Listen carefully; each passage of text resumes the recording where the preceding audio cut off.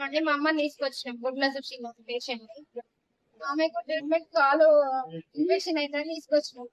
Dialysis చేయాలి, kidney problem ఉందని చెప్పి డయాలసిస్ చేసింది. చేసిన తర్వాత 2 రోజులు మంచిగానే ఉంది. తర్వాత ఇంటికి వెళ్దాం అనుకుంటున్నాం. స్కానింగ్ ఇప్పుడే వెంటనే వేస్తే ఏమవుతుందో, ఆమె ట్రీట్మెంట్ తట్టుకుంటుందో తట్టుకోదో అని 2 రోజులు ఆలోచించుకొని వద్దన్న తర్వాత సార్ వాళ్ళు చేయించుకోండి బాగానే ఉంటుంది అని చెప్పి రేట్ మాట్లాడుకొని చేయించుకుందామా అంటే మళ్ళీ ఆలోచించుకొని చెప్తామని చెప్పి మేము ఆలోచించుకొని చేయమని బాగుంటది అనే కదా చేయమనేది. ఇట్లా చేస్తారని చేస్తున్నారు. ఆపరేషన్ చేయడం బ్లడ్ ప్యాకెట్ కావాలన్నారు. బ్లడ్ ఎక్కించిన తర్వాత తీసుకుపోయి బాగానే చేసిన తర్వాత బయటికి తీసుకొచ్చిండు. ఐసీయూకి తీసుకుపోతానమన్నారు. ఆమె మాట్లాడింది బాగానే ఉంది, ఏం లేదని అన్నారు. అన్న తర్వాత లోపలికి వెళ్ళి హెవీ బ్లీడ్ అవుతుంది, బ్లీడ్ అయితే బ్లడ్ ప్యాకెట్ ఎక్కియాలని సీరియస్ ఉందని చెప్పిన తర్వాత నాకు ఏమైందో లోపల చూడనివ్వలేదు, రానివ్వకపోతే మేము నైట్ మా బావ బ్లడ్ ప్యాకెట్ తెచ్చింది. అయిపోయిన తర్వాత తెల్లారి పొద్దున ఆల్రెడీ ఆమె మొన్న నైట్ చనిపోయినట్టుంది తెలియదు మాకు.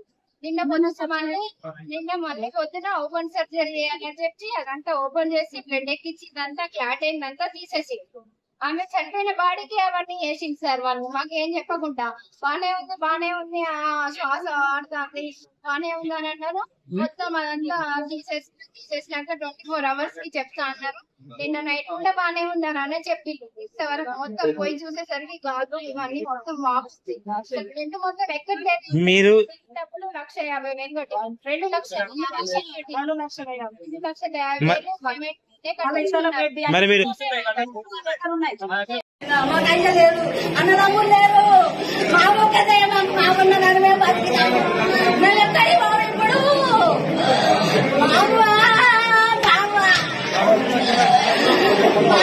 ఎట్లా పడగలేమ్మా, ఏం చేస్తాము?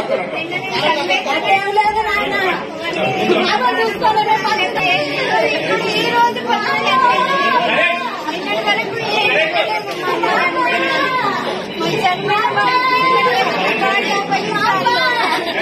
మంచుకుంటుందంటే లక్షలు ఏం జరిగింది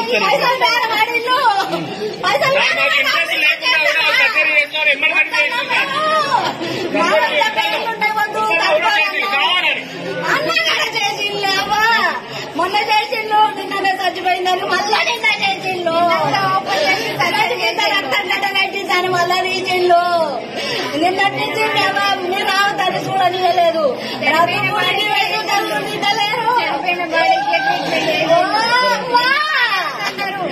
మాకు